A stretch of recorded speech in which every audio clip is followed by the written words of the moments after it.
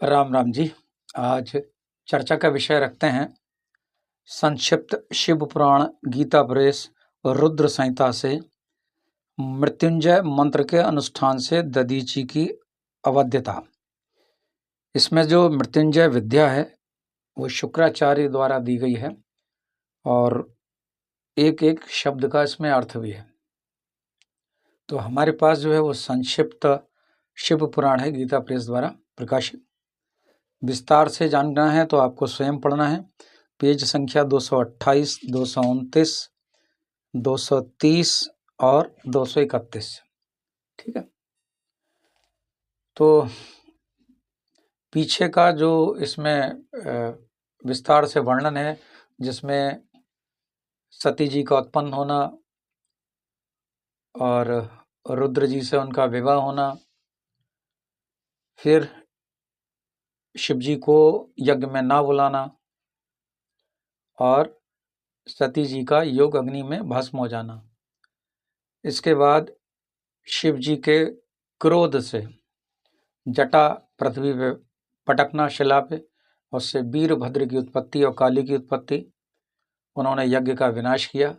उसी के आसपास का ये विवरण है। तो उसके बाद का श्री विष्णु की पराजय में दधीची मुनि के शाप को कारण बताते हुए दधीची और क्षुभ के विवाद का इतिहास, मृत्युंजय मंत्र के अनुष्ठान से दधीची की अवध्यता, श्री हरि को क्षुभ को दधीची के पराजय के लिए यत्न करने का आश्वासन।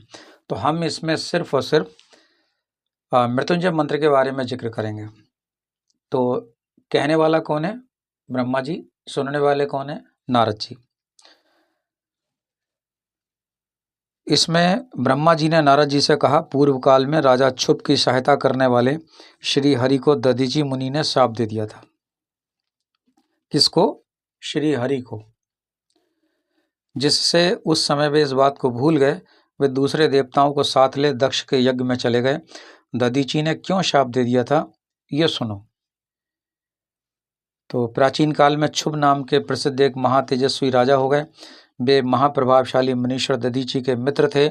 दीर्घ काल की तपस्या के प्रसंग से क्षुभ और दधीची में विवाद आरंभ हो गया, जो तीनों लोकों में महान अनर्थकारी के रूप में विख्यात हुआ।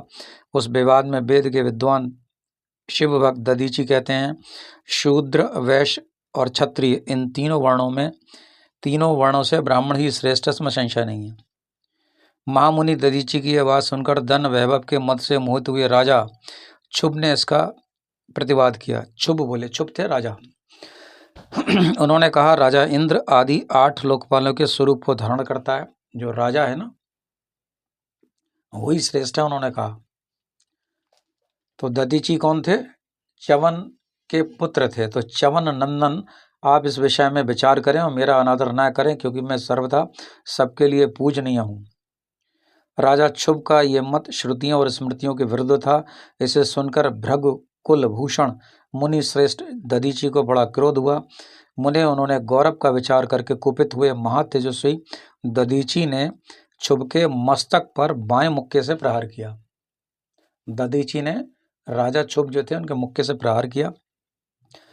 इससे क्षुभ को क्रोध आ गया, कुपित हो गए वो। तो क्षुभ अत्यंत कुपित हो गरज उठे। उन्होंने वज्र से दधीची को काट डाला। वज्र कोई हथियार होगा जिससे काटने की क्षमता होगी। और वज्र से आहत हो भृगवंशी दधीची पृथ्वी पर गिर पड़े। भार्गव वंशधर दधीची ने गिरते समय शुक्राचार्य का स्मरण किया, यानी मरे नहीं थे, मरने से पूर्व ही शुक्राचार्य का स्मरण कर लिया।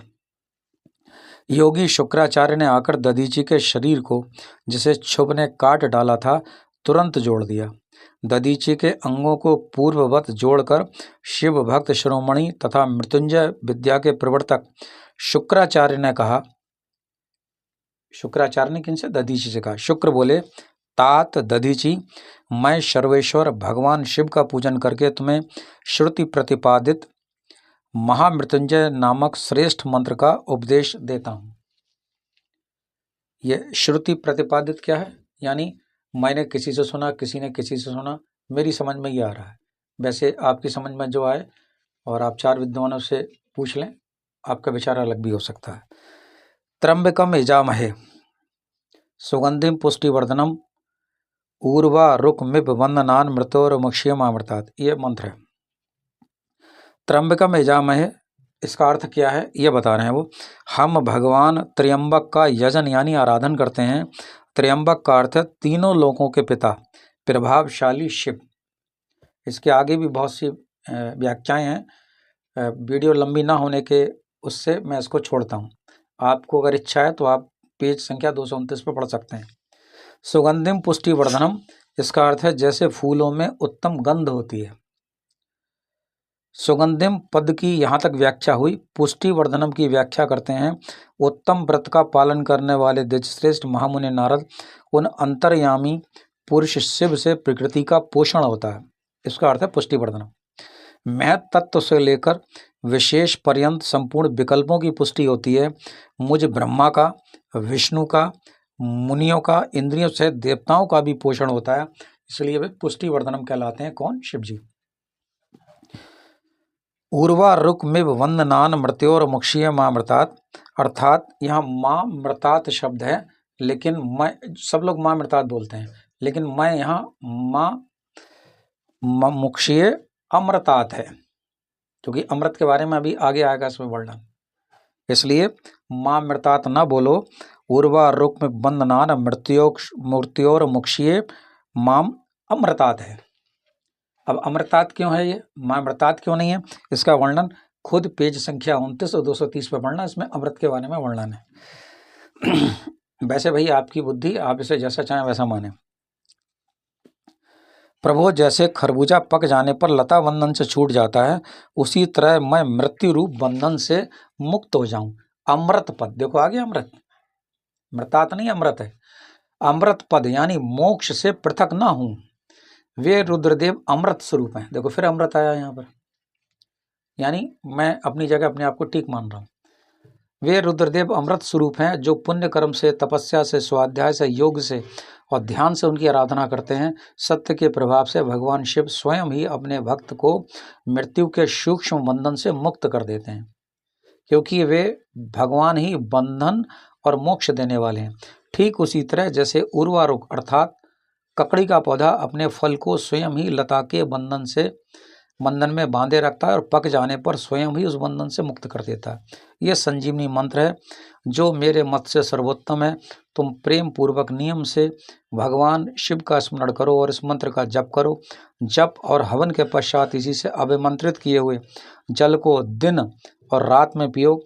शिव विग्रह के समीप बैठकर उन्हीं का ध्यान करते रहो, इससे कहीं भी मृत्यु का भय नहीं रहता। ये हमने संक्षिप्त शिव पुराण से पढ़ा और ये आपको पेज संख्या 228, 229, 230 तक यहाँ पे वर्णन किया गया है।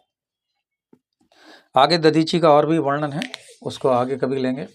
तो अब यहाँ पर एक प्रश्न ये उठता है, मैं अगर महामृत्युंजय मंत्र का जप करूं तो क्या दूसरे को, मरे हुए व्यक्ति को जिंदा कर सकता हूं? इसमें अनुष्ठान शब्द आया है कि उन्होंने अनुष्ठान किया, एक बार मंत्र नहीं पढ़ा, तो आपको बार बार अनुष्ठान करने हैं, बार बार अनुष्ठान करने हैं। और जब आप सिद्ध पुरुष हो जाएं तब आप इस मंत्र का दूसरे पर प्रयोग कर सकते हैं। और दूसरा भी व्यक्ति पात्र है या नहीं है, इस पर भी आपका विचार करना पड़ेगा। जिनका मंत्रों में भरोसा है, जिस व्यक्ति का मंत्रों में विश्वास है, उसी को लाभ होगा। जिसका शिव में विश्वास है उसी को लाभ होगा।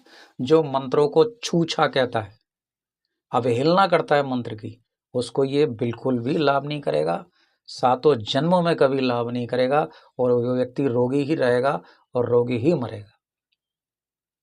लाभ उसको करेगा जो भगवान शिव में विश्वास रखता है, मंत्रों में विश्वास रखता है। मंत्रों के बारे में ढेर सारे पुराणों में विवेचन है। मंत्र छूछा नहीं है, जैसे लोग कह देते हैं ना, कोई मंत्र तो छूछा है। छूछा कोई हो, कोई विश्व में ऐसा हो मेरा सही कर दे, क्यों कर देगा भाई ऐसे ही? आप जाओ ना, आप ढूंढो किसी को और श्रद्धा रखो, विश्वास रखो, तो अब लाभ होगा। और श्रद्धा विश्वास नहीं है तो आपको तो लाभ आपके पास से भी नहीं गुजरेगा। हरिओम।